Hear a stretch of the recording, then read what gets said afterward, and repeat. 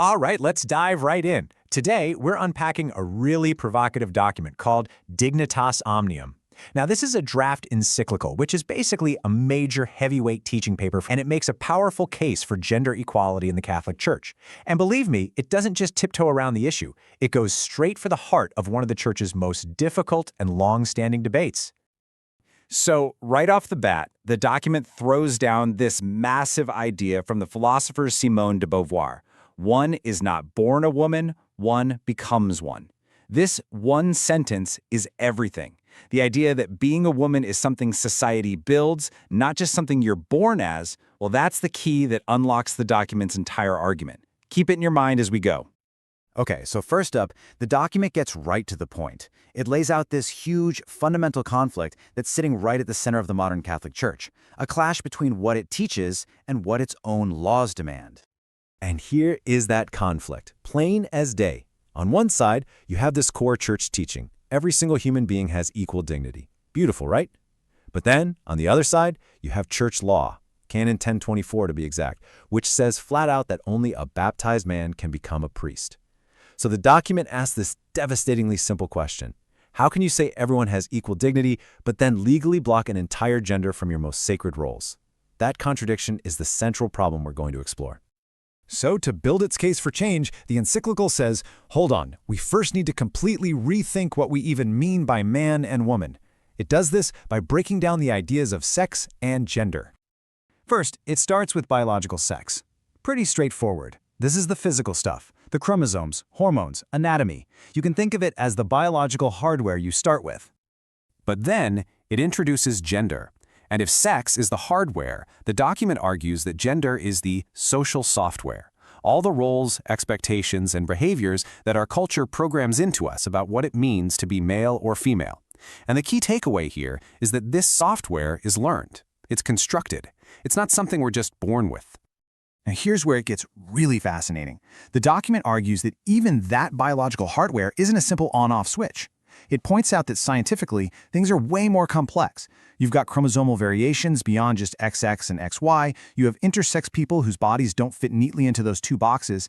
It even points to the German legal system, which now officially recognizes a third gender option. So the question it poses is pretty powerful. If biology itself isn't a strict binary, why are our social and legal rules so rigid?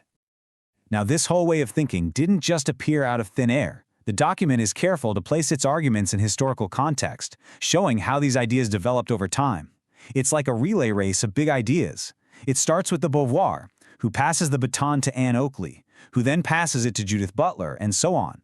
Each thinker builds on the last, leading to the sophisticated understanding of identity that the encyclical uses to make its case. So, with all that foundational work done, we get to the absolute core of the document, its powerful, multi-pronged case for ordaining women. The first argument is a historical bombshell. The encyclical essentially says that excluding women is not the original Christian tradition. It's actually a later corruption. It leans on the work of theologians who describe the very first followers of Jesus as a discipleship of equals, and it points to incredible evidence right there in the scripture. I mean, you have Junia, who is called outstanding among the apostles, and Mary Magdalene, who was so important she was known as the apostle of the apostles. The message is clear. Female leadership isn't a modern invention. It's rooted in the very beginning of the church. And this isn't just some dusty old debate about ancient history. The document connects these ideas directly to what's happening right now, highlighting movements like Maria 2.0 in Germany. This is where Catholic women literally went on strike, protesting male-only power and demanding access to every office in the church. It shows this is a living, breathing movement fueled by these deep theological arguments. Next, the document shifts gears and frames this whole issue as a full-on collision between two massive ideas: universal human rights and the Church's own internal laws. And this chart just lays that collision out perfectly. On one side, you have these basic human rights from the Universal Declaration: equality, non-discrimination, fair labor, principles most of the world agrees on. Then, on the other side, you have specific church laws and practices that seem to fly right in the face of them. The document makes a really bold claim here. This isn't just an internal church squabble anymore, it's a human rights issue.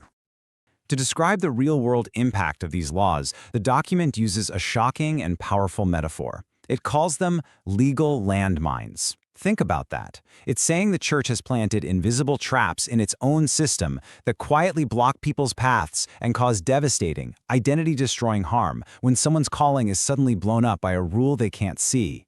It's an image of silent, immense damage. And this quote from theologian Ute Ronke Heinemann just hits so hard. Women in the Catholic Church are honored beyond measure and thus perfectly eliminated. Wow. What she's saying is that the church is brilliant at praising women, putting them on pedestals, calling them the heart of the church, but that this praise is a substitute for actual power. It's a way of honoring them right out of the rooms where the real decisions get made. But okay, after all of that heavy critique, the document does something incredibly important. It doesn't just tear down the old system, it starts building a new one. It paints this incredibly detailed and hopeful picture of what a truly gender-equal church could actually look and feel like. And this is that vision made real. Just imagine, it's a Sunday morning in this future church. You've got both a man and a woman co-celebrating the Mass. The prayers and hymns you hear might use maternal images for God pulled straight from the Bible. And the parish itself isn't run by one person, it's led by a team of people who make decisions together. It makes all these big ideas feel tangible and shows how they could enrich the daily life of faith for everyone. And this isn't just a daydream. The document provides an actual practical roadmap to get there. It proposes a whole new set of laws, called the Law on the Dignity of All. Step 1, rewrite the rulebook so any baptized person can be ordained. Step 2, break the link between being a priest and being a leader, opening up governance to more people. Step 3, give every single member of the church a real say. And finally, Step 4, get rid of all discrimination. It's a comprehensive blueprint for real structural change. A crucial point the document makes is that this isn't some tiny fringe idea. It lists dozens of organizations from all over the planet that are pushing for this exact kind of reform. You can see just a few of them here. This is proof that there is a massive, coordinated, and passionate global movement for change that's coming from right inside the church. And so, in the end, it all comes back to this one, final, provocative question that the document leaves us to wrestle with. Can an institution that claims to champion the dignity of every single person continue to legally enforce the exclusion of half of its members from its most important roles? The document's answer is a clear and resounding no. It argues the church's very credibility is at stake. And it's a question that challenges not just a religion, but any ancient institution that's trying to find its way in the modern world.